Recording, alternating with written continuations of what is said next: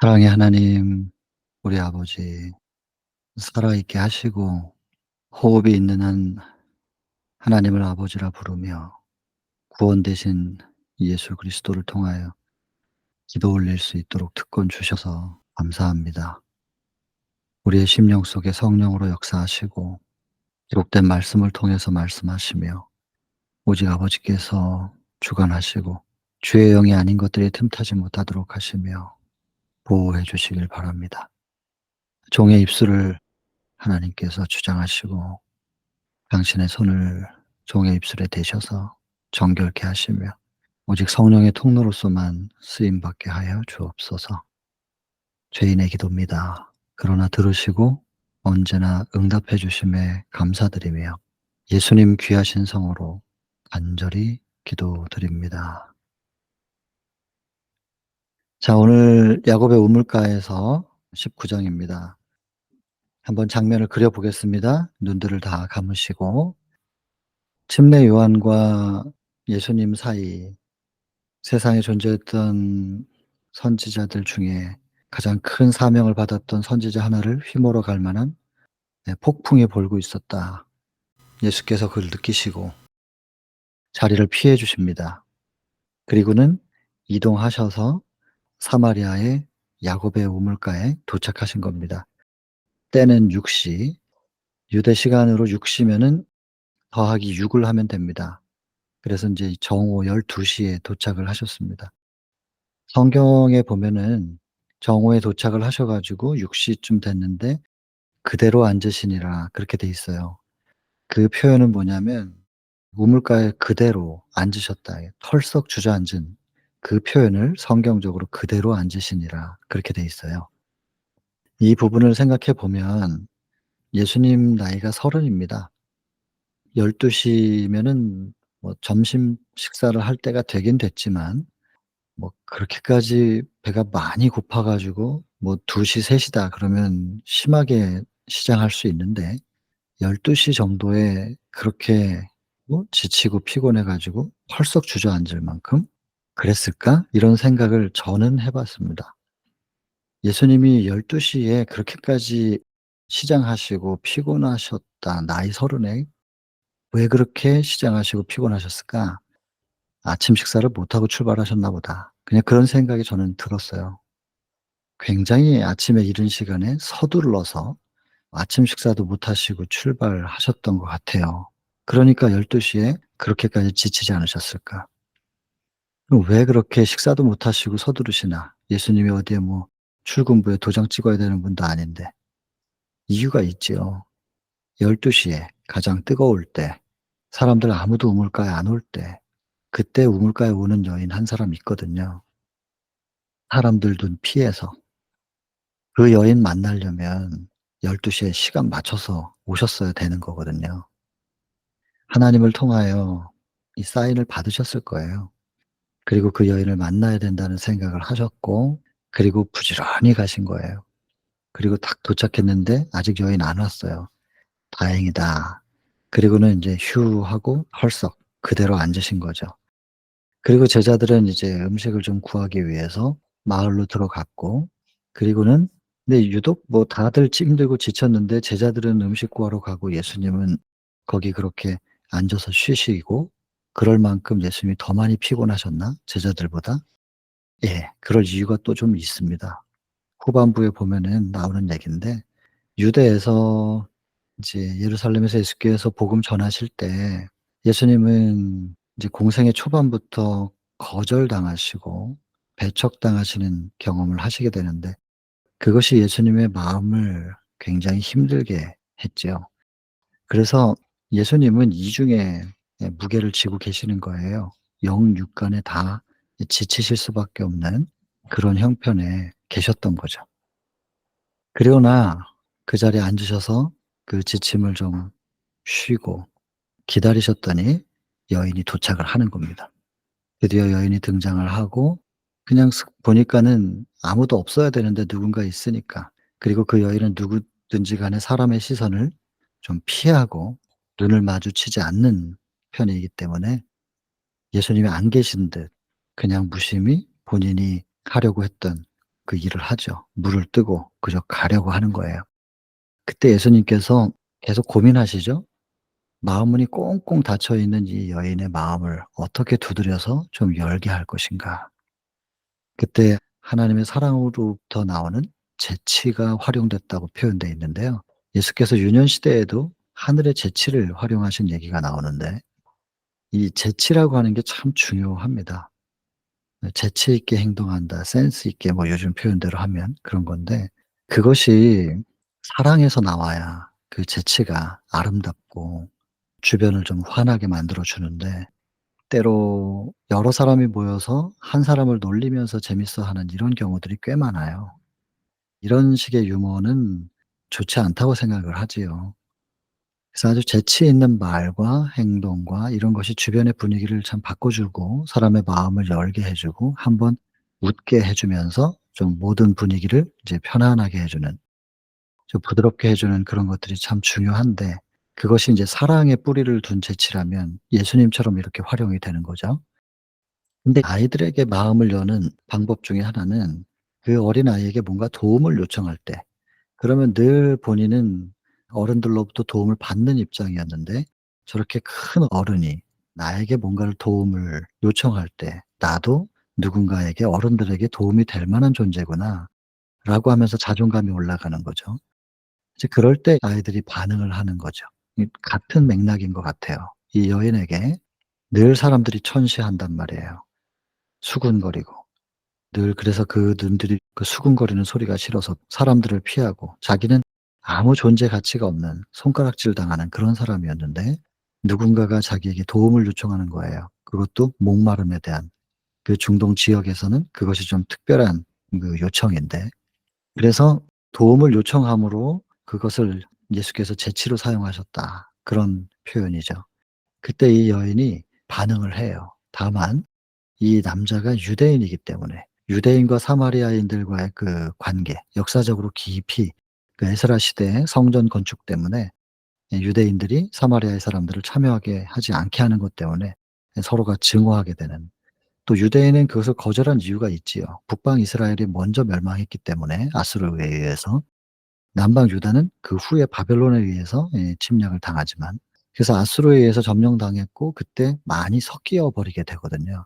혈통도 순수하지 못했고 종교 의식 속에도 우상 숭배가 많이 들어오게 되는 이제 그런 상황들을 유대인들이 알고 이제 "유대의 같은 민족이라고 보지 않겠다."라고 하는 거예요. 그래서 "하나님의 성전을 건축하는 데 참여할 수 없다." 이제 이런 역사적인 그런 것 때문에 원수죠. 그런데 이제 사마리아 여인에게 도움을 요청하는 유대인 남자에게 "어찌 그러냐?" 이렇게 질문을 오히려 하게 되고 예수님께서 이제 "내가 누군지 알면 너가 이렇게 나한테 하진 않았을 거야. 내가 지금 당장 두레박이 없어서 물을 푸지는 못했지만 내 안에는 생수가 있어." 이제 그러면 인제 그게 무슨 뜻인지는 잘 몰랐지만 뭔가 큰 걸 가지고 있는 분처럼 여겨지는 거예요. 지금 당장 뭐 도구가 없으니까 이게 물을 퍼서 마실 수는 없는 형편이지만 '이분은 배경에 뭔가 큰 걸 가지고 있나 보다.' 그러면서 인제 생각을 하게 되는데 그 말하는 분위기 속에서 뭔가 특별한 엄숙함을 느꼈다고 기록이 돼 있죠. 이게 주고받는 예수님과의 대화예요. 그러면서 "여기는 우리 조상 야곱이 파놓은 우물인데 당신이 야곱보다 더 크냐." 이런 주고받는 대화를 나누고 있다가 뭔가 이분의 그 특별함이 좀 느껴지는 것이죠. "그런 정말로 특별한 생수라는 게 있다면 나한테도 그걸 한번 줘 보라."라고 하는 그 갈망이 생깁니다. 그러니까 예수께서 처음에 재치로 마음문을 열고 그다음에 흥미를 유발시키고 그리고 그 여인이 필요한 것을 뭔가 제공받을 수 있다는 것에 대하여 이 여인이 알게 하시는 거예요. 그리고 거기에 대해서 갈망을 가지고 마음을 열고 다가오게 하시는 이 사마리아 여인을 만나서 대화하시는 예수님의 방식들을 우리가 잘 생각하면 이게 전도법입니다. 이게 기가 막힌 전도법입니다. 어떻게 사람을 만나서 처음에 인사하고 마음을 놓고 하고 그리고 열게 하고 그리고 그 사람이 흥미를 느끼게 할 것인가 요런 이런 전도법인데 고거 전도법 부분만 따로 떼서 공부를 해도 좀 시간을 충분히 할애할 만큼 좋은 전도법의 사례가 됩니다. 네, 일단은 전체적인 내용을 한번 오늘 또 본문 내용이 많기 때문에 한번 그려 보고 다 같이 읽지는 못할 것 같아요. 시간이 너무 많이 걸릴 것 같아서 인제 대략적인 요약만 하겠습니다. 어쨌든 그림은 꼭 그리셔야 돼요. 이 한 챕터의 내용에 대해서 반드시 그림은 그리고 새기시는 게 중요합니다. 자, 그래서 이제 그 여인이 그것을 달라고 하니까 이제 흥미를 느꼈을 때 그럼 예수님이 이제 주셔야 되잖아요. 근데 주시기 전에 꼭 하셔야 될 게 있죠. 이사야 59장 1절 2절 기억하시죠? 여호와의 손이 짧아서 구원치 못하시는 게 아니고 여호와의 귀가 둔하여 듣지 못하심도 아니라 오직 너희의 죄악이 너희와 하나님 사이를 내었다. 가로막고 있는 뭔가가 있다는 것입니다. 이거 해결해야 된다고 말씀하시네요, 이 챕터에서. 그래서 이 여인에게 뭔가 진리를 받아들이려면, 생수를 받아들이려면 그렇게 하기 전에 일단 그게 필요하다는 건 인제 알았고, 알긴 알았는데 그걸 받아들이려면 가로막고 있는 뭔가 해결해야 된다는 거예요. 그게 인제 죄인데 이것이 죄라고 하는 것에 대해서 인식하고 깨달아야 돼요. 그리고 이걸 어떻게 해결할 수 있는지를 알고 그것을 해결하실 수 있는 분에게 이게 맡겨 드림으로 인해서 하나님과 그 사람 사이에 있는 것을 제거한 다음에 그다음엔 열려 있는 가슴속에 하늘이 손이 짧은 것도 아니고 귀가 둔하신 것도 아니기 때문에 그냥 다 들으시고 폭포수처럼 부어 쏟아 넣어 주실 수 있는 부분이 있거든요. 근데 이걸 해결해야 되기 때문에 먼저 그것을 그 여인이 깨달을 수 있게 해 줘요. 남편을 데려와 보라고. 그게 뜬금없는 얘기 같은데 그게 아니에요. 전혀 그 대화의 흐름 속의 맥락에서 뜬금없이 등장하는 게 아니라 이 여인이 필요를 느꼈고 갈망을 가지고 원하는데 그러면 예수님은 주고 싶으시고 주기 전에 먼저 이게 해결해야 될 게 있기 때문에 남편을 데려와 보라고 얘기한 겁니다. 그랬더니 "남편 없다." 그랬더니 "아 그 말도 맞구나. 5이 있었는데 지금 사는 남편도 네 진짜 남편 아니니까." 하면서 전혀 처음 보는 분이 자기의 뒷모습, 감춰져 있는 거 그리고 지난 어두운 과거들을 한순간에 다 펼쳐 보이는 거예요. 신기하잖아요. 그리고 떨렸다고 돼 있죠. 그 여인이 떨렸다. 그 두려움이에요. 훗날에 보게 될 어떤 심판의 한 장면. 내가 아무리 감추려고 해도 다 드러나고 모든 걸 다 알고 계시는. 그런데 떨림이 있었지만 이것이 공포는 아니었단 말이에요. 신기하게도 나의 어두움이 드러나면 수치스러워야 되는데 마음의 위로를 얻는 거예요. 죄가 드러나지만 그 죄 때문에 내가 수치스러운 것이 아니라 그분의 임재, 그 너무나 순결하기 때문에 그분에게 비춰진 나의 모습이 너무나 더럽지만 그것 때문에 수치심이 들고 공포가 생기고 혹은 피하려고 하는 마음이 생기는 게 아니라 마치 꽁꽁 얼어 있는 사람이 이 난로 옆에서 그 온기를 느끼면서 자꾸 끌려가는 것처럼 그 옆에 가서 좀 몸을 녹이고 싶은 마음이 드는 것처럼 그렇게 위로가 되고 따뜻함이 생기는 거예요. 그 희한하죠. 인간은 인간 앞에 내 죄가 드러나면 부끄럽고 창피하고 도망가고 싶단 말이에요. 감추고 싶고 아니면은 화를 내 버려요. 그것을 부끄러움을 감추기 위해서. 근데 전혀 그런 반응으로 이 여인에게서 나타난 게 아닌 거예요. 이것이 곧 예수님이 정죄, 여기 표현대로 보면 정죄함을 받았다고 돼 있지만 정죄함은 예수님이 준 정죄가 아니에요. 그냥 그분의 순결한 임재를 통해서 이 여인이 느낀 자기 자신이 자기에게 주는 죄책감이나 정죄함이지. 그래서 예수님이 그 죄가 드러났지만 책망하진 않았다고 돼 있거든요. 그렇게 우리가 이해하는 것이 성경 전체적으로 볼 때 하나님의 품성과 정확하게 맞는 거니까요. 그 실제로 그 여인이 그 자리를 떠나거나 피하지 않았어요. 화를 내거나. 그러지 않고 대화의 주제만 살짝 돌립니다. 제가 가만 보니 선지자신 것 같으네요. 그러면서 "우리 사마리아에서 역대 대대로 있었던 이 갈등 상황이 좀 있다.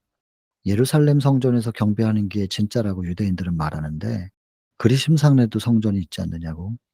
예루살렘 성전이 진짜입니까? 그리심산 성전이 진짜 예배입니까? 어떤 것이 진짜 경배입니까?" 하면서 풀리지 않았던 오랜 역사 속에 있어 왔던 그 갈등 상황에 대해서 질문을 해요.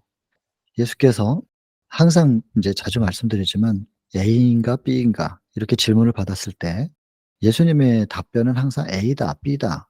이게 뭐 죄에 관한 문제라면은 명확하게 그건 죄니까 그러면 그냥 1번 이렇게 대답하실 수 있는데 그 외의 모든 것들이 사람들이 생각하고 있는 것이 상당히 진리에서 벗어나 있더란 말이에요, 핵심을 놓친 상태. 그래서 A냐 B냐 핵심을 놓치고 A냐 B냐 이렇게 질문을 하니까 예수님께서 C로 대답하시는 거예요. 예루살렘 성전이 진짜입니까? 그리심산 성전이 진짜입니까? 그랬더니 여기도 저기도 아니라는 거예요. 예배가 어떻게 장소에 국한될 수 있느냐. 어떤 특별한 장소가 신성시되고 그 장소에 가야만 하나님을 만날 수 있다고 볼 수 있는 거냐. 예배는 그런 게 아니라는 거죠. 그러면 어떤 게 예배냐? 신령과 진정으로 예배드려야 될 때 신령은 성령입니다. 원문상. 진정은 진리입니다. 진리는 하나님의 말씀이고 요한복음 17장 17절 말씀이 곧 진리니이다. 이렇게 돼 있으니까 곧 진리는 말씀이죠. 요한복음 1장 1절은 말씀이 하나님이라 그랬고 그 말씀이 육신이 되어 오신 분 14절인데 예수 그리스도. 성령과 진리이신 말씀. 결국엔 예수님이죠. 성령과 예수님이 내재되어 있는 심령, 마음의 성소에서 예배는 드려지는 것이다. 그 얘기하는 겁니다. 예수님의 답은 그게 C예요. 예루살렘도 아니고 그리심산도 아니고 A도 B도 아닌 마음속에서 드려지는 예배에 대해서 이야기합니다. 적어도 굳이 장소를 얘기하자면 네 마음속에서 드려져야 돼. 장소에 국한될 수 없는 거야. 그것이죠. 그리고 너희는 알지 못하는 걸 예배하지만은 우리 유대인은 그 예배가 뭔지를 안다. 실제로 보면 사마리아 사람들은 모세오경 외에 나머지 구약 성경을 안 믿어요. 이게 요즘 무슬림도 그렇잖아요. 무슬림도 모세오경을 취하는 건데 그게 역사적으로 그랬어요. 근데 유대는 구약 성경 전체를 가지고 있었기 때문에 진리의 맥을 보면은 그 당시에는 성경은 구약 성경밖에 없었기 때문에 성경 전체를 가지고 있는 유대 족속을 예수님께서 인정하실 수밖에 없었던 거예요. 알고 있는 거예요. 그러니까 물론 잘못 알고 있었지만 유대인들도 오해하고 있는 부분이 있었지만 참 진리에 대해서 아는 사람들이 전혀 없다고는 말 못 하거든요. 그리고 유대에게는 참 빛이 일단 주어진 상태고 구약 성경 전체가 사마리아 사람은 그중에서 일부만이라고 이제 본인들이 배제할 거 배제하고 취할 것만 취했기 때문에 온전하게 다 알고 있다고 볼 수가 없는 상태였던 거죠. 그래서 어떤 편견을 얘기하는 것이 아니라 실제로 지금 상황을 설명하고 계시는 거예요, 예수님께서. 그리고 메시아는 유대를 통해서 나는 것으로 예언이 되어 있기 때문에 미가 5장 2절에도 그렇고 다 장소까지도 예언되어 있고 다니엘서에도 그 시기도. 근데 사마리아 사람들은 다니엘서 안 믿거든요. 미가서 안 믿거든요. 그러니까 모세오경만 생각하고 있기 때문에 메시아에 대한 그 빛도 없는 거죠. 그러니까 없다기보다는 부족하죠. 모세오경 안에도 메시아에 대한 약속은 있어요. 그러나 빛이 부족한 상태란 말이에요. 그래서 그런 차원에서 너희는 알지 못하는 것을 예배한다. 있는 그대로를 설명하고 있는 거예요. 그리고 구원이 유대로부터 난다. 그거 역시도 메시아가 유대를 통해서 태어난다는 사실을 얘기한 것이지 편견을 가지고 얘기한 건 아니란 말입니다. 그래서 사실은 이런데 그러나 그럼에도 불구하고 그럼 유대의 예배가 참이냐? 그렇지는 않다. 예루살렘의 예배가 진짜고 그리심사는 거짓이고 그런 뜻은 아니고 참 예배는 신령과 진정으로 마음속에서 이루어지는 것이다. 그렇게 말씀하시는 거죠. 그럼 참된 예배가 무엇인가에 대해서 명확하게 밝혀주죠. 이 여인이 깜짝 놀래요. 이런 대답은 들어본 적이 없다는 거죠. 이런 식의 해석은 한 번도 들어본 적이 없었던 건데 그래서 혹시 메시아에 대한 약속이 있는데 그렇게 그런 기대가 마음속에 있었던 거예요. '이분이 혹시 그분이 아닐까.' 그러니까 예수님께서 유대 지도자들한테는 다 감추시고 때가 되면 오픈하시려고 제자들에게도 비밀이야 뭐 이렇게 하셨던 이런 부분들을 이 여인에게 말이에요. 그냥 직접적으로 말씀하셔요. "내가 바로 그다. 메시아다." 이 여인이 얼마나 환호했겠어요. 그냥 물동에 그냥 놓고 깜짝 놀래 가지고 "여기 잠깐만 계세요." 그러더니 자기가 그렇게도 피하고 싶었던 그 눈빛들 말이에요. 그래서 그 뜨거운 정오에 물들어왔잖아요. 그렇게 안 만나고 싶고 마주치고 싶지 않았던 사람들, 그들의 시선 속으로 뛰어들어가요. 아무것도 계산하지 않아요. 자기 자신을 완전히 잊어버린 거예요. 물동에 버려둔 거 보세요. 자기를 잊어버린 거지. 그리고 자기가 그렇게도 피하고 싶었고 자기를 고통스럽게 만들었던 그 시선 속으로 뛰어들어가 가지고 예수님을 전해요. 자기 자신이 완전히 잊어버려진 상태란 말이에요. 예수님 만난 사람들의 특징이에요.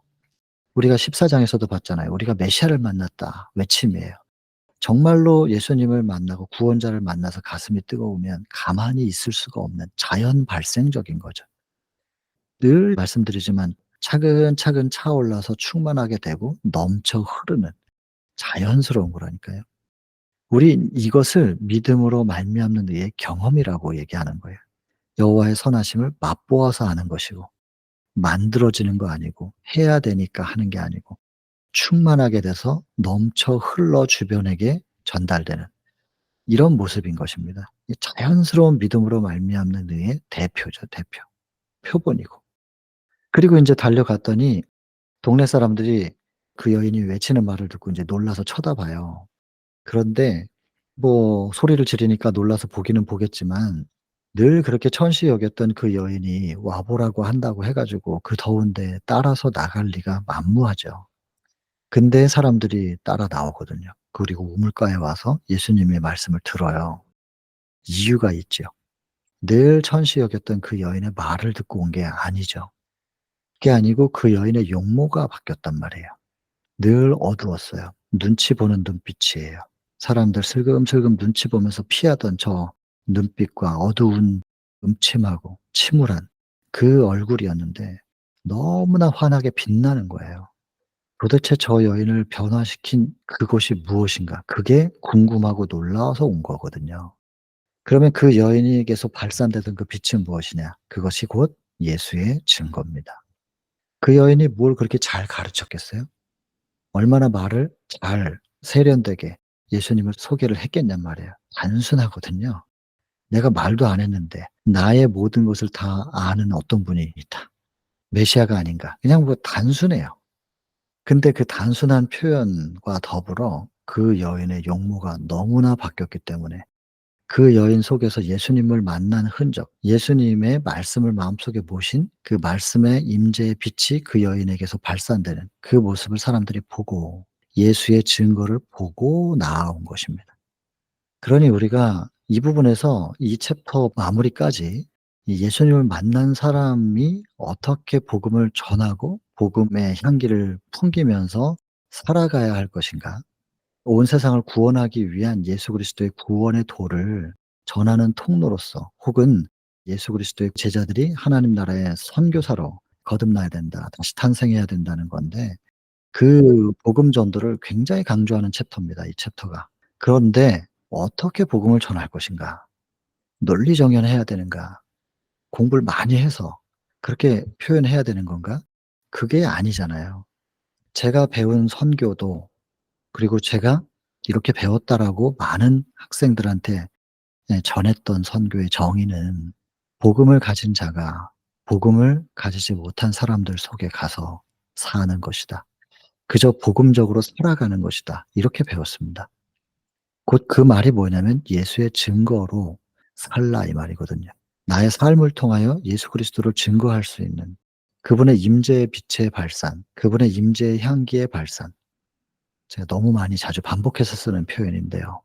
그냥 그 빛의 통로로, 향기의 통로로, 그리스도의 편지로, 그게 곧 예수의 증거니까 예수의 증거로서 내 삶을 살아가는 것, 이것도 대단히 큰 선교입니다.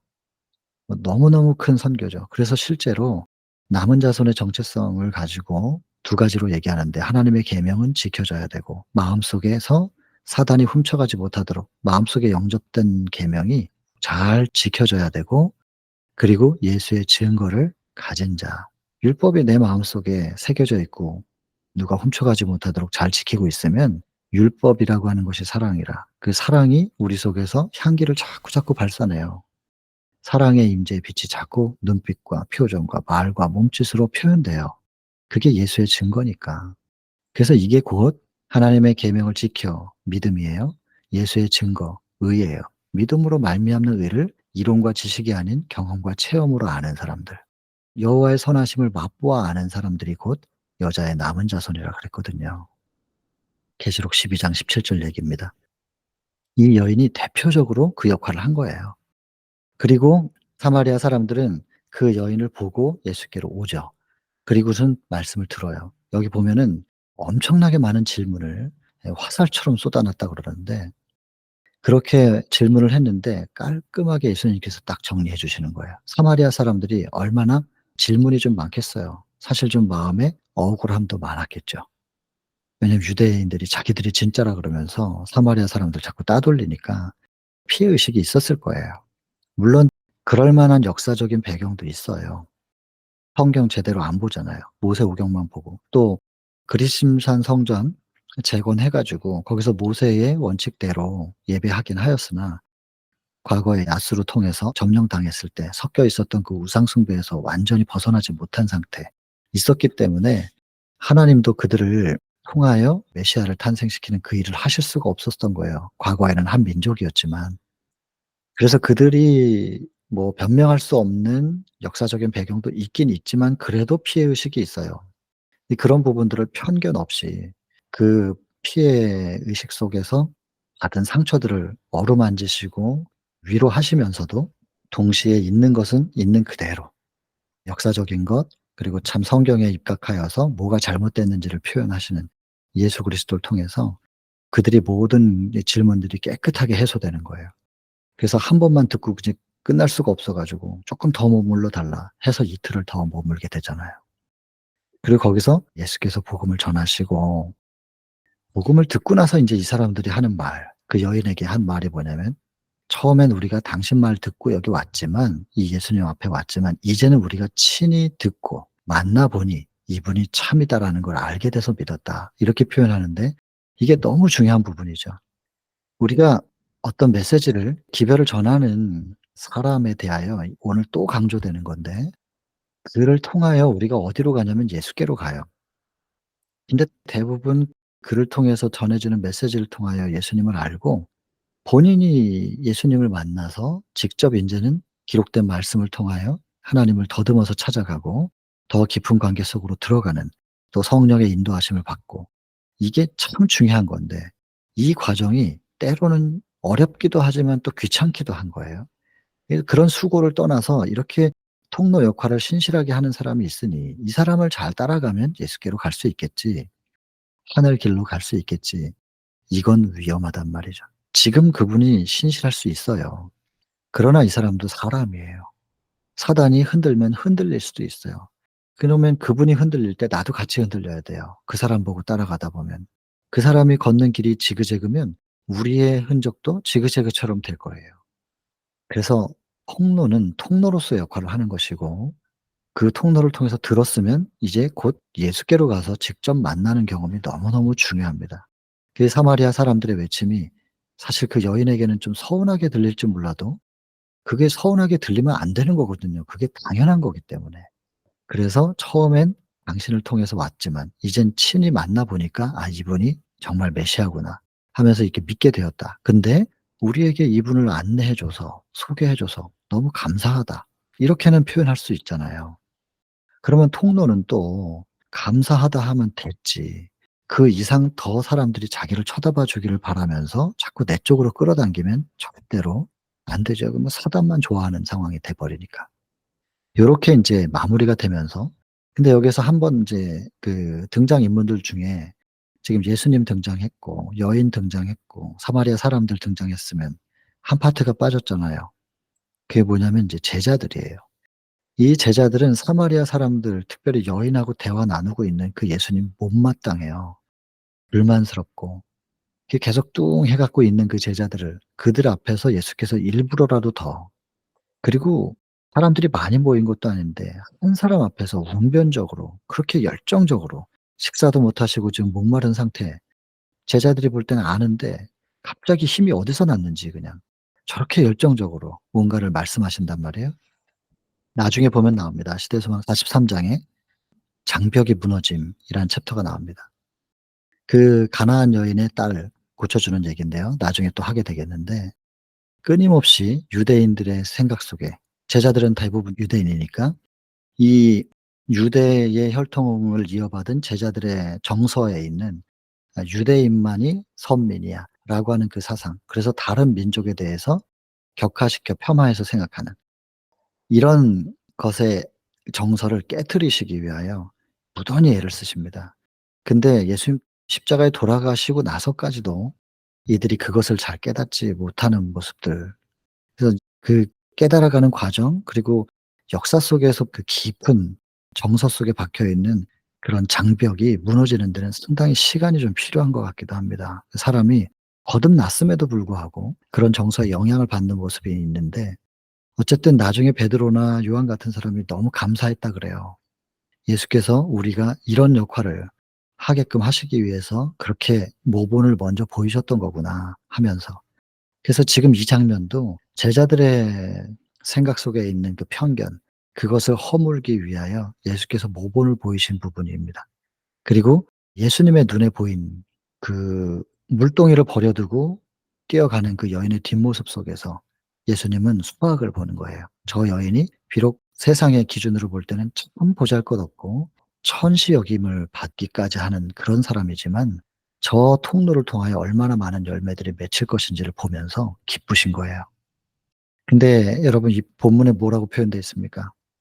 아기를 키우는 엄마가 처음으로 인제 지성이 트이는 증거, 뭐냐면 엄마를 식별하고 눈을 맞추다가 나중에는 엄마라는 단어를, 엄마라는 말을 그 아기의 그 입에서 그 말이 나올 때 그 엄마의 기쁨, 제가 엄마가 안 돼 봐서 모르겠지만 저도 아빠는 해 봤는데요.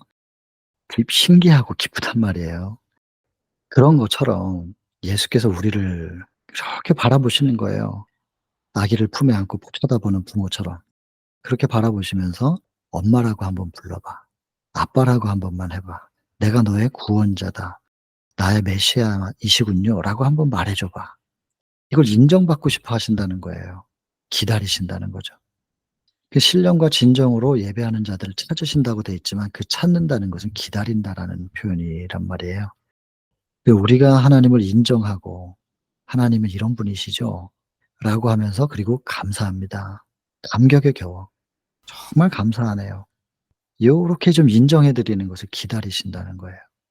근데 그 여인을 통해서 그 맛을 보신 거예요, 예수께서. 너무 기쁘셔 가지고. 근데 그 기쁨이 무엇을 초월해 버리냐면 육신의 필요까지도 초월해 버리는 경지인 거예요, 예수께서. 근데 이거를 여러분들께서 믿으시게 되기를 바랍니다. 영적인 세계에 몰입되어 있을 때 육의 필요 혹은 피로감 이런 것들을 희석시켜 버리고요. 그 점령해 버리는 이게 있을 수 있다는 것이죠. 예. 믿으시게 되기를 바랍니다. 그리고 예수님은 정말로 기쁘셨고 그래서 제자들한테 말씀하시는 거예요. 보라고. 아직 뭐 수확하려면 4 달이나 남았다고 하지만 아니라고. 이미 수확할 때가 다 됐다. 근데 이거 보면은 수확할 때 안 됐거든요, 눈으로 보기에는. 그러니까 이 땅에서 그거 지금 농사 짓는 얘기하는 게 아니신 거잖아요.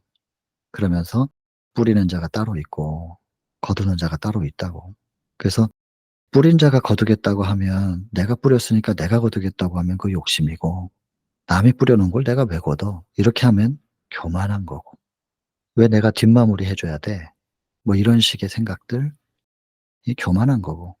'내가 뿌렸으니까 내가 꼭 얻을 거야.' 이건 뭐 욕심이고. 그래서 예수님께서는 모본을 보이신 거예요. 결과는 나중에 제자들이 거두거든요. 예수님께서는 지금 뿌리고 계시는 거고. 수확할 때가 됐는데 이제 추수할 사람이 필요하다. 그 제자들에게 사명에 대해서 다시 한번 말씀하시는 거죠. 자, 이 챕터가 요런 장면들이 그려집니다. 그리고 이런 장면들 속에서 우리에게 주시는 메시지들이 순간순간 너무나 크고 혹시 여러분들 가운데 제자들의 입장에 계신 분들이 계십니까?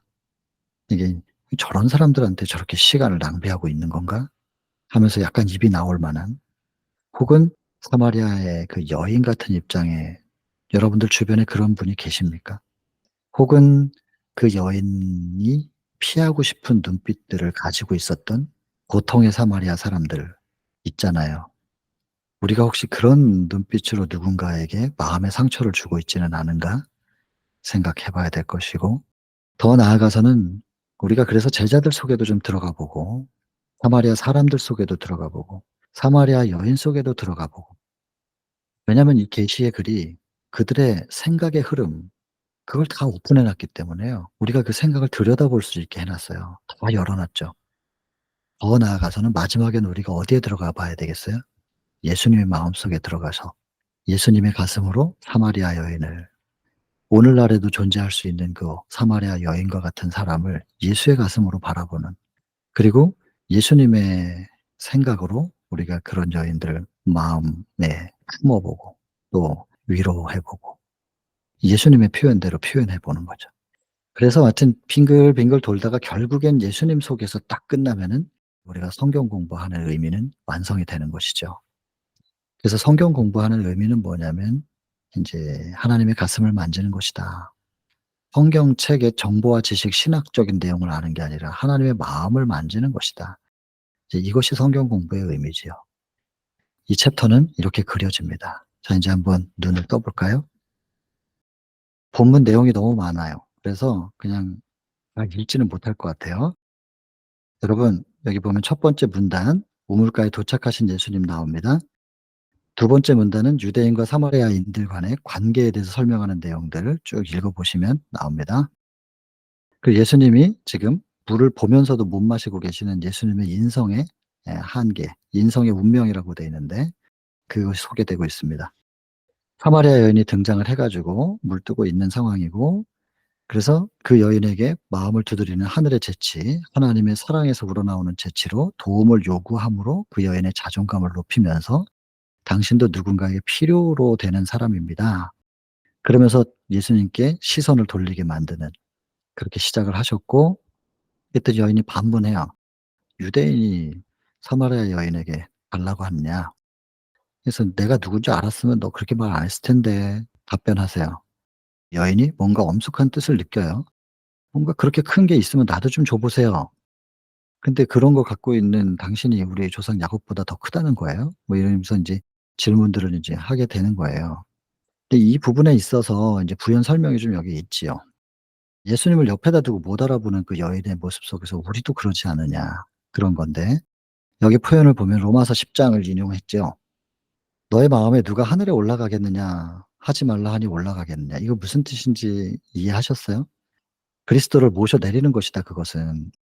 여러분, 이게 로마서 10 장에 인제 6절 전, 그게 뭐냐면 율법으로 말미암는 의, 그 부분을 얘기하면서 너의 마음이라고 하는 것은 인제 율법으로 말미암는 의를 의인화시켜 가지고 믿음으로 말미암는 의와 율법의 의, 행위의 의를 대조해 놓은 것입니다, 그 바울이. 그래서 행위를 가지고 네가 스스로 율법을 완성시켜 가지고 율법으로 완전을 이루어 가지고 하늘에 가겠다고 하는 거, 하지 말라. 그것 때문에 인간은 그거 안 되기 때문에 예수님께서 이 땅에 오셔 가지고 십자가에서 돌아가시고 죽으시고 부활하시고 승천하신 것이다. 인간의 힘으로 율법을 완성시켜서 하늘에 올라가겠다고 하는 그것은 불가능한 일이라는 거예요. 그것을 자꾸 올라가겠다고 하면 예수님이 지금 승천해서 하늘에 계신 그게 의미가 없어지는 거기 때문에 그분을 끌어내리는 거다, 그 말이에요. 그래서 그리스도를 모셔 내리려는 것이요. 혹 누가 "음부에 내려가겠느냐 하지 말라 하니 내려가겠느냐." 함은, 하지 말라 그랬는데 그렇게 하겠다고 하는 것은 예수님의 죽음과 부활을 부인하는 것이다.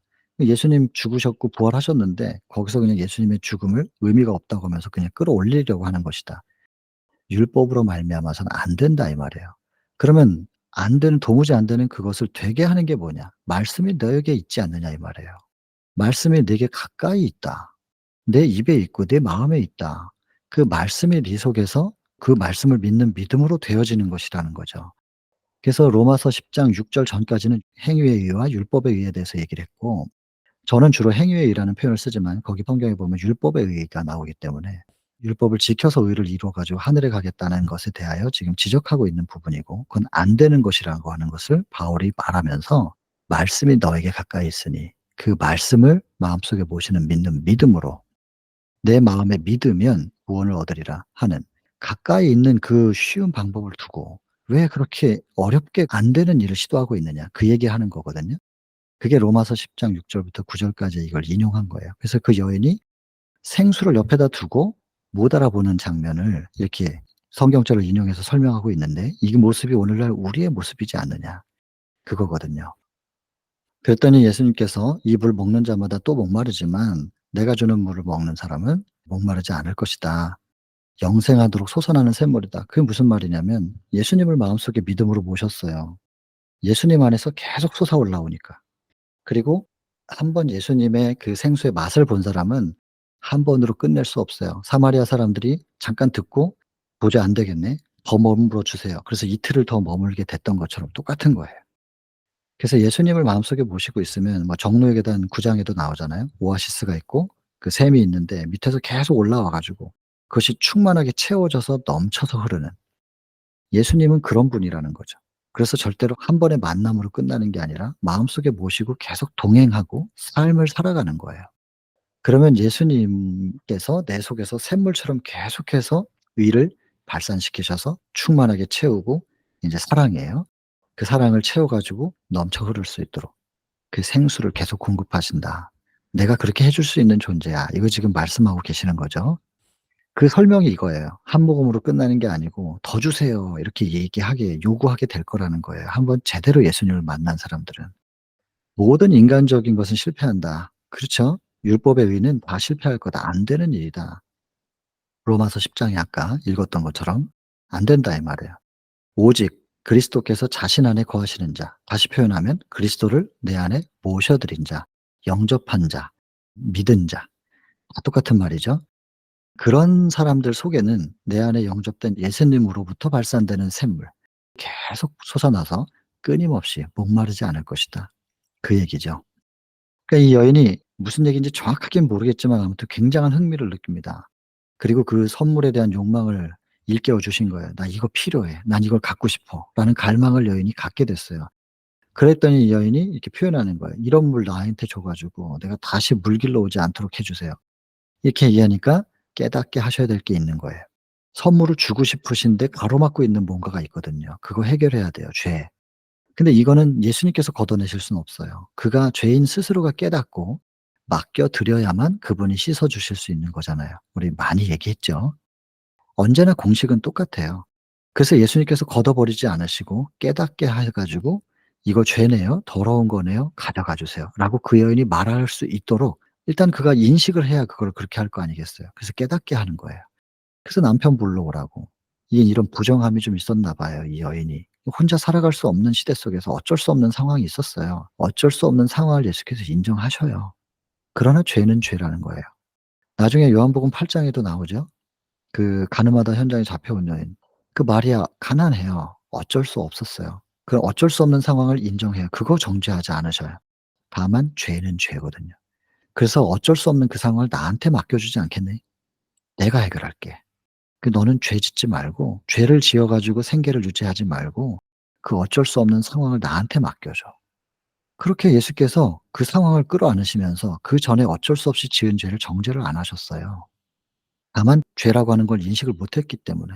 그래서 죄라고 하는 걸 지금부터 알려준 거잖아요. 그 죄라고. 그렇게 하면 안 된다고. 그렇게 하면은 구원을 못 받는다고. 그럼 어떻게 해야 돼요? "나한테 맡겨. 내가 해결할게." 이러신 거잖아요. 정죄한 게 아니라 죄라고 하는 걸 알려주고 그 어쩔 수 없는 상황을 어떻게 해결할 것인지를 예수께서 믿음으로 맡겨 달라고 요청하시는 이런 상황이에요. 그러니까 예수님이 정죄하시는 분이 아니시라는 거 절대로 오해하면 안 돼요. 하나님이 채찍 휘두르고 번개로 막 태워 죽이고 불태워 죽이고 이런 분이 아니라는 거예요. 근데 정말 이런 오해가 많죠. 하나님은 오해받고 계셔요. 왜냐하면 사단이 하나님의 품성을 왜곡시켜 놨기 때문에. 하나님의 품성을 제대로 아는 것이 율법을 아는 거예요. 율법에 대한 이해, 하나님의 품성에 대한 이해가 제대로 되면 구원의 길이 확 열려요. 사단은 그걸 원치 않죠. 그러니까 하나님을 계속해서 하나님의 품성을 왜곡되게 만들고 오해하게끔 만드는 거죠. 그게 사단의 즐겨 쓰는 방법이니까요. 우리는 말씀을 더듬어 가면서 하나님의 마음을 만지는 것이다. '아 하나님이 이런 분이셨구나. 내가 잘못 알고 있었구나.' 그리고 또 한편 내가 사랑이라는 건 머리로는 늘 생각하고 있었고 입으로는 말했는데 내 삶에는 왠지 사랑이신 하나님을 모시고 사는 사람답게 살지 않고 자꾸 숨어요. 자꾸 피하고. 그거는 사랑을 아는 게 아니죠. 그냥 이론이나 지식으로 아는 것이지 마음속에 느껴본 적이 없는. 그래서 계속해서 "내가 너를 이렇게 사랑해."라고 하나님께서 끊임없이 말씀하고 계시는 거예요. 우리의 마음에 호소하고 계시는 거죠. 그것을 제대로 왜곡된 하나님의 품성을 이해하고 마음으로 딱 붙잡아서 모셔드리게 되면 새로운 세계가 열릴 거예요. 신앙의 새로운 지평이죠. 자 그래서 인제 죄를 깨닫게 하시는 이런 과정 아까 다 설명 드렸습니다. 뭐 말도 안 했는데 다 알고 있으니까 막 떨어요. 숨겨져 있는 모든 일이 드러날 미래의 심판에 대한 생각까지 들고 '훗날도 이렇게 되겠구나.' 예 맞아요. 감춰올 게 없어요. 숨길 수가 없이 모든 것이 다 드러날 거니까. 근데 이 여인이 대화를 피하고 싶어요. 고 주제는 정말 피하고 싶은 주제인 거예요. 본인도 수치스럽게 생각하고 있는 것 같아요. 보니까 선지자 같으신데요. 그러면서 화제를 돌려요. 종교적인 논쟁으로. 예수께서 허용하세요. 허용하시면서도 기회를 계속 살피셔요. 근데 인제 이때 이렇게 화제를 돌리고 싶은데 "아 그 얘기는 중요한 게 아니고." 이러면서 다시 원래로 돌아가서 "남편 너 왜 그랬어?" 여인이 그 남자를 그렇게 바꿔가면서 막 이렇게 했으면 여인은 떠났을 거예요. 허용해 주고 기다리고 기회를 살피시는 거예요. 그게 인제 그 여인이 얘기했던 것이 그리심산이냐 예루살렘이냐 그 얘기고 아까 말씀드린 거고 역사적으로 왜 그렇게 갈라지게 됐는지 에스라 시대부터 제가 좀 말씀드렸었던 내용들이에요. 쭉 읽어 보시고 그래서 대답도 제가 아까 말씀드렸던 고 내용이 여기 적혀 있습니다. "여기도 아니고 저기도 아니다." 그래서 장소에 국한될 수 없다는 것과 그리고 사마리아인들에 대한 편견을 예수님은 가지고 있지 않다. 인제 이런 그래서 편견 없이 그러나 있는 사실 그대로를 설명하는 성경을 온전하게 가지고 있지 못한 점 그리고 우상 숭배가 아직 남아 있는 점 이런 부분들을 인제 있는 그대로 말씀을 하십니다. 그리고 "참된 예배는 신령과 진정으로 드려지는 것이다." 그러니까 성령이 내재하시는 곳 그리고 진정, 진리, 말씀 어디에 있느냐? 그것이 예루살렘에만 있느냐? 그리심산에만 있느냐? 실은 그게 아니고 너의 마음속에서 드려져야 되는 거잖아. "신령과 진정으로 예배할 때가 온다. 곧 이때라. 나를 만났지 않느냐." 아버지께서는 이렇게 자기에게 예배하는 자들을 찾으신다, 기다리신다 그 말이죠. 하나님은 영이시니 예배하는 자가 신령과 진정으로 또 반복해요. 성령과 진리로 예배해야 된다. 어디에서? 성령과 말씀이 함께 공존할 수 있는 예배 장소. 그게 예루살렘일 수도 있고 그리심산일 수도 있지만 꼭 어떤 그 장소가 아니더라도 내 심령 속에서 성령을 모시고 말씀을 우리의 심령의 유전자에 새겨 나가는 그 작업이 이루어진다면 참된 예배이지 않겠느냐. 그래서 성전의 기원은 사실은 하늘이지만 이 땅에서 성전의 기원은 출애굽기 25 장이에요. 출애굽해 가지고 시내산에서 예수께서 모세를 시내산으로 불러 갖고 성소의 설계도를 주셨잖아요.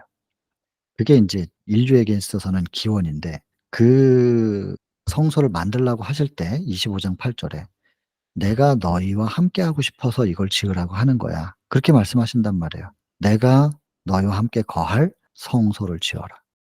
하나님의 임재의 자리를 좀 마련해 줘라 그 말이거든요.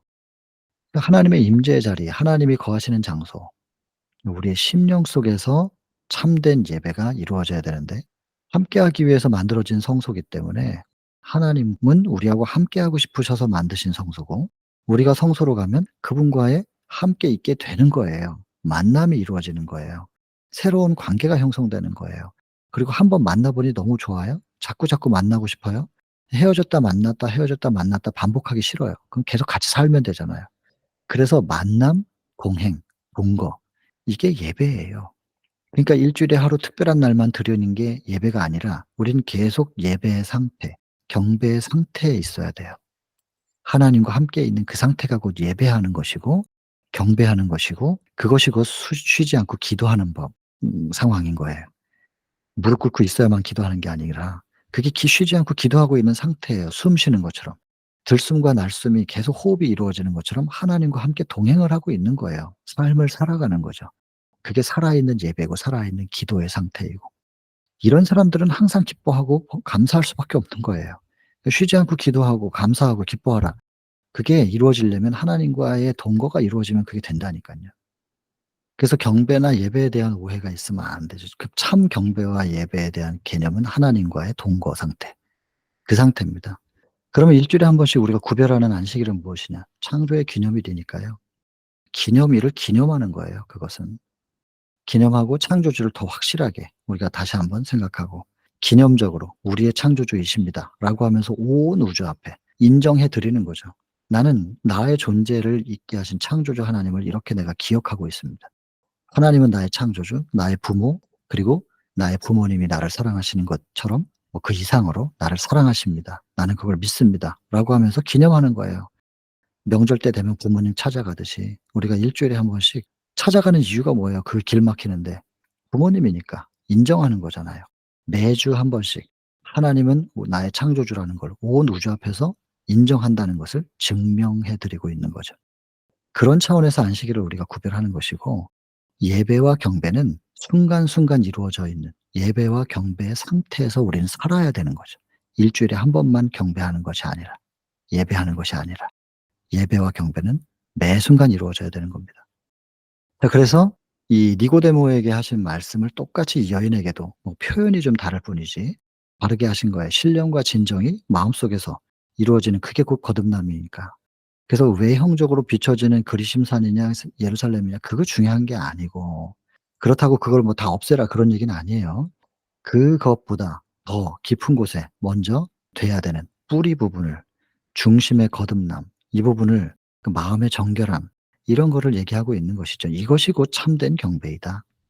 중심에서 하나님과의 만남 이루어지는 거, 그리고 그 만남이 계속 지속적으로 유지되는 거, 이것이 참된 경배이다. 그래서 이런 사람들 속에는 성령이 늘 계시는데, 모든 신실한 기도 역시도 내 마음속에 계신 성령에 의해서 작성돼서, 기도도 그냥 뭐 녹음기처럼 말하는 게 아니라 가슴속에 성령의 울림으로 표현되는 그런 기도, 모든 것이 다 하나님과 함께함으로 이루어지는 것이다. 지금 그 설명을 하고 있는 것이죠. 그래서 이런 예배를 드릴 수 있는 사람들을 기다리신대요. 이런 예배의 개념을 먼저 아셔야 되겠죠. 적혀 있으니까. 여기 이렇게 글로 적혀 있으니까 그냥 읽으시고 '아 이런 거구나.'라고 아시면 돼요. 그리고서 '아 이런 예배가 드려져야 되는 거구나.' 이제 아셨으면 이런 예배를 드리는 사람들을 기다리고 계신 하나님과 함께 예배의 상태로 들어가십시오. 오늘 그렇게 결심하시면 됩니다. 오늘부터라도. 뭐 지금까지 잘 해 오셨겠지만 혹시 그렇게 못 하셨던 분들 계신다면 지금부터라도 이 말씀에 입각하여 그냥 그리하시면 됩니다. 예배 가운데로 들어가셔요. 자, 그러니까 인제 이 여인이 감동을 받고 "이런 얘기는 어디서 들어본 적이 없었는데." 그러면서 인제 더 알고 싶고 더 인제 이 생수를 마시고 싶은 영혼의 갈증을 깨닫고 예수님께 더 가까이 가고 싶은 거죠. 다만 이제 여기서 하나 짚고 넘어가야 될 것이 무엇이냐. 여자의 생애에 비밀이 다 드러났음에도 불구하고 예수님은 나를 사랑해 주시는 친구. 다른 사람들은 내 과거를 알고 내 비밀을 알면 다 떠나고 멀찌감치서 손가락질했어요. 근데 이분은, 이 예수라고 하는 이분은 내 모든 치부를 다 봤음에도 불구하고 이분은 나를 배척하지 않고 사랑해 주시는 친구 같아. 이렇게 느끼는 거예요. 이 표현을, 똑같은 표현인데 죄를 정죄했어요. 예수님의 임재 순결. 그냥 그 순결하신 분이 옆에 계시는 것만으로, 너무 깨끗한 사람 옆에 있으면 나는 지저분하게 보이잖아요. 그 지저분한 사람들 속에 있으면 뭐 별로 티가 안 나는데 깨끗한 사람 옆에 가 보니까 뭐 그런 거예요. 그러니까는 그냥 예수님이 정죄한 게 아니라 비교가 되다 보니까 자기 자신이 그걸 깨달은 거죠. 이거는 죄를 정죄했다, 이 표현을 예수님의 정죄로 보시면 절대로 안 됩니다. 여기 보세요. 예수님이 정죄했다고 적혀 있지 않잖아요. 예수의 임재하심의 순결이 그녀의 죄를 정죄하였으나, 순결이 그 죄를 드러나게 한 거예요. 로마서 7장 9 절도 그렇잖아요. "내가 전에 법을 모를 때는 내가 살았었는데 참 계명이 나에게 이르니 내 죄는 살아나고 나는 죽었도다." 계명이라는 완벽한 사랑의 거울 앞에 나를 비춰 보니까 '내가 이렇게 더러운 존재였구나.'라고 느끼면서 죄가 발견됐다, 그 말이거든요. 그 죄가 살아났다는 그 표현이 죄를 내가 알게 됐다는 표현인데, 그 의미가 이것도 죄를 정죄했으나 했을 때 예수님의 정죄다, 이렇게 이해하실 분은 안 계실 거라고 제가 생각합니다.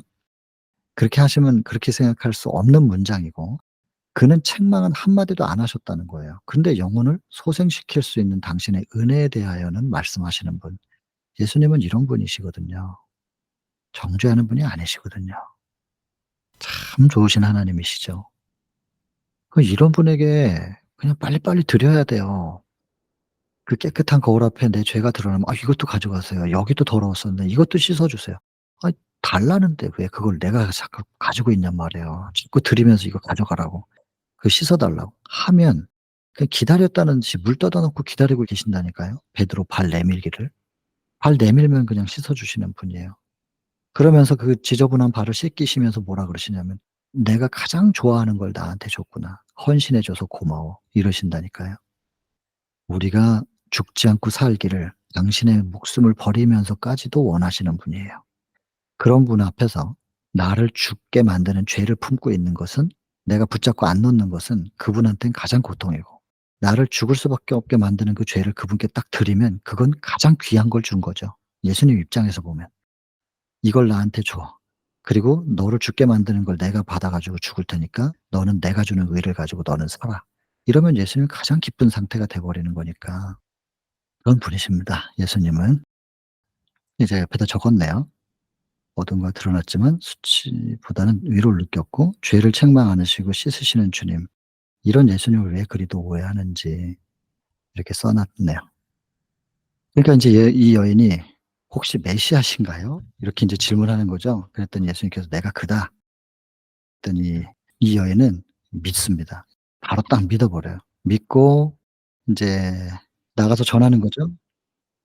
이거 지도자들한테도 직접 언급 안 했던 건데 예수께서 이런 여인에게 뭐 돌려서 말할 이유가 없는 사람들, 완전히 마음이 딱 열려 있는 사람들에게 그냥 바로 직접적으로 대답하셔서 "내가 그다." 이렇게 말씀을 하시니까 여인이 물동이 버려두고 그냥 아까 말씀드렸던 거죠. 동네 사람들한테 갔고 이 동네 사람들은 여인의 변화된 용모를 보고 인제 나아오는, 그리고 인제 이 제자들이 음식 구해 가지고 와 보니까 이 상황들을 보면서 인제 놀라고 근데 불만이고 그런 거예요. "예 좀 드세요." 그랬더니 "나한텐 양식이 따로 있어." 사역을 통하여 기쁨을 얻는 그것이 육체적인 요구들을 전부 다 상쇄시켜 버리는 그런 장면이죠.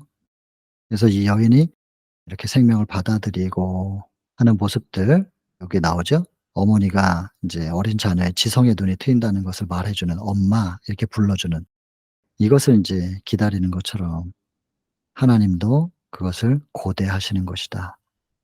그리고 물동에 버려 두고 갔다는 게 무슨 의미냐 아까 말씀드렸습니다. 얼마나 감동받았으면 그냥 자기 자신을 다 잊어버리고 그 사람들에게 뛰어들어가는 장면.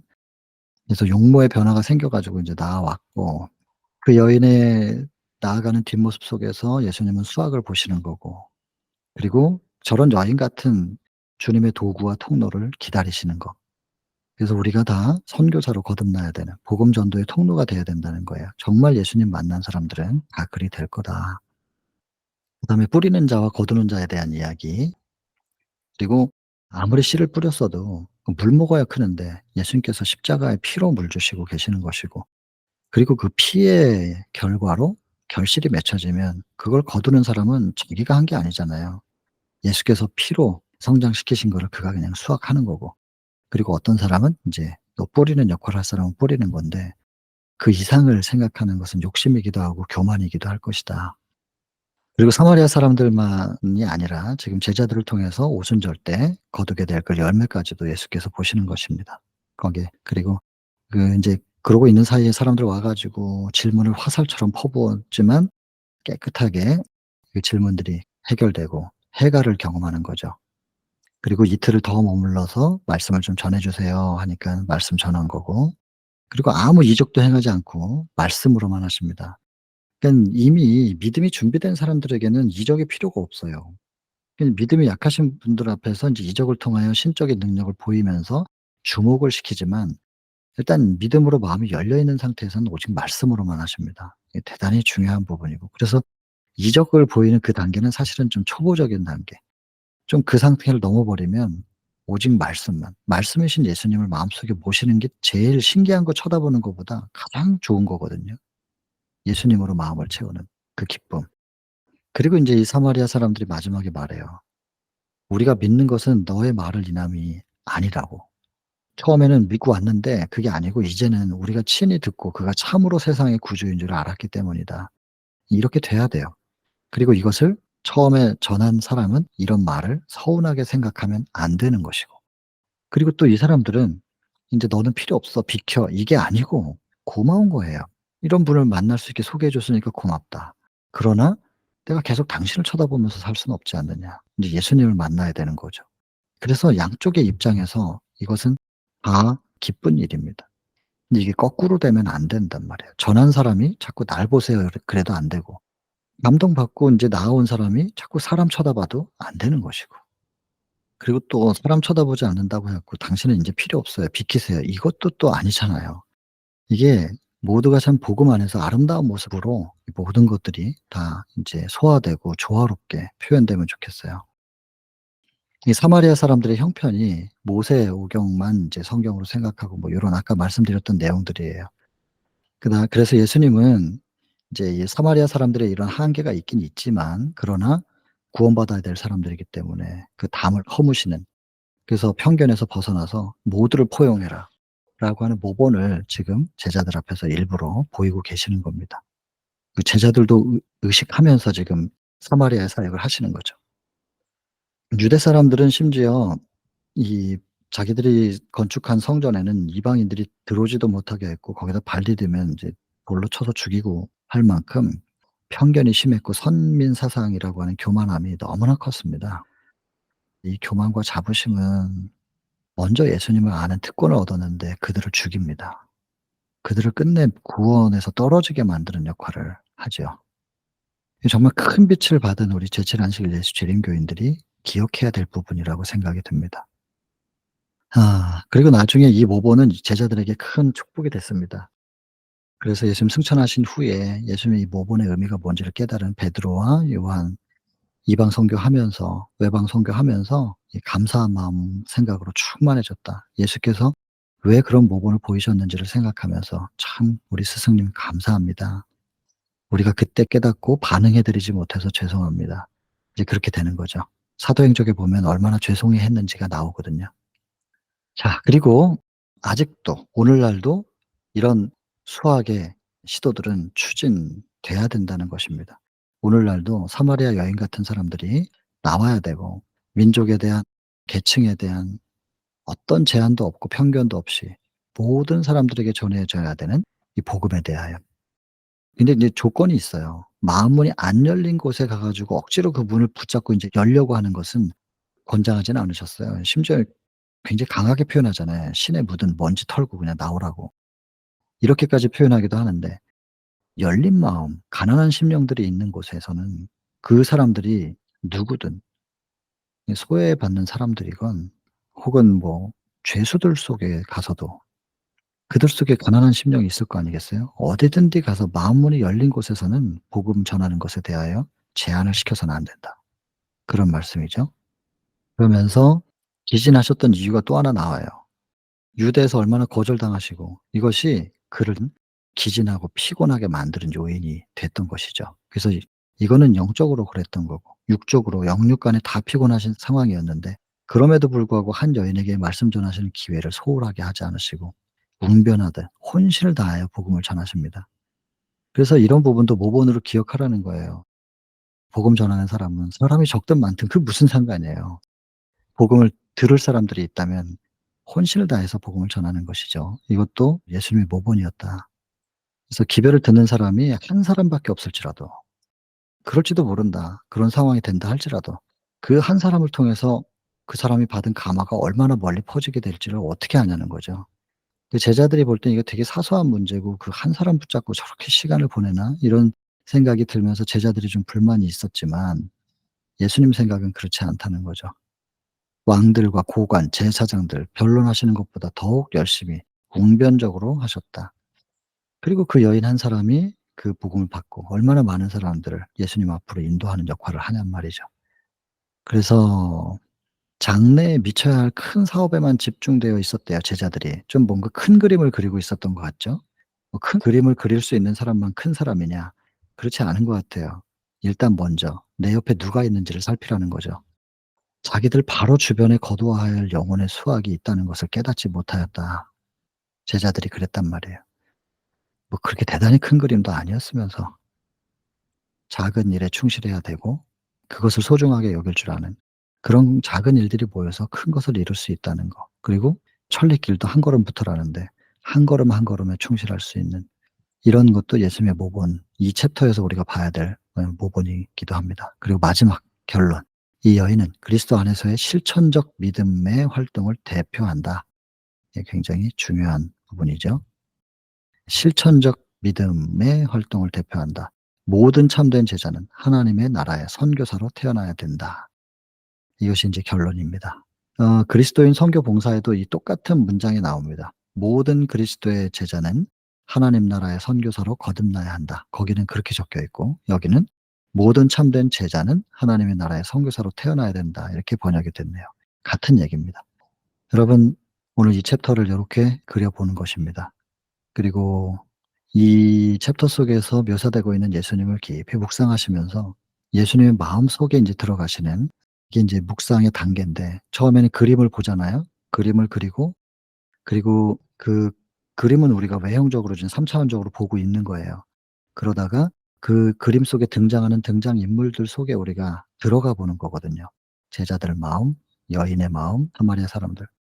마지막으로는 예수님의 마음속에 들어가서 예수님의 마음으로 모든 것을 바라보고 생각하고 느끼고 표현할 수 있게 되는 이 경험이 우리가 성경 공부하는 참된 의미라고 볼 수 있겠습니다. 그리고 그 예수님의 가슴 속에 내가 들어가고 내 안에 그분이 또 들어오시는 경험이죠. 그렇게 되면은 우리가 이걸 말하고 싶어서 자꾸 입이 근질거리고 말이죠. 예수님을 표현하고 싶어서 어딘가로 발이 움직여지고 또 손이 가고 이런 것이 자연 발생적으로 이루어지는 선교사가 되어 가는 것입니다. 내가 "선교사야."라고 해서 선교사가 되는 게 아니라 선교사가 되어 가는 것이죠. 내 안에 계신 그분께서 복음 전도자로 우리를 자연스럽게 그렇게 되게끔 만들어 주실 것이고 또 정말로 예수님을 충만하게 만난 사람은 건들 수가 없는 것 같아요. "메시아를 만났다." 외치는 거, 이 여인 "와 보라." 외치는 거. 이게 외치게 되는 게 너무나 자연스러운 물의 흐름과 같이 그렇게 되는 거니까 우리 여기 참여하시는 모든 분들이 그런 복음의 통로가 됐으면 좋겠다. 저 역시도 시들지 않는 또 쇠하지 않는 그리스도의 샘물의 통로가 되는 저였으면 좋겠다. 이런 소망을 가져봅니다. 자, 오늘은 이렇게 마치겠습니다. 자, 기도하고 마치겠습니다.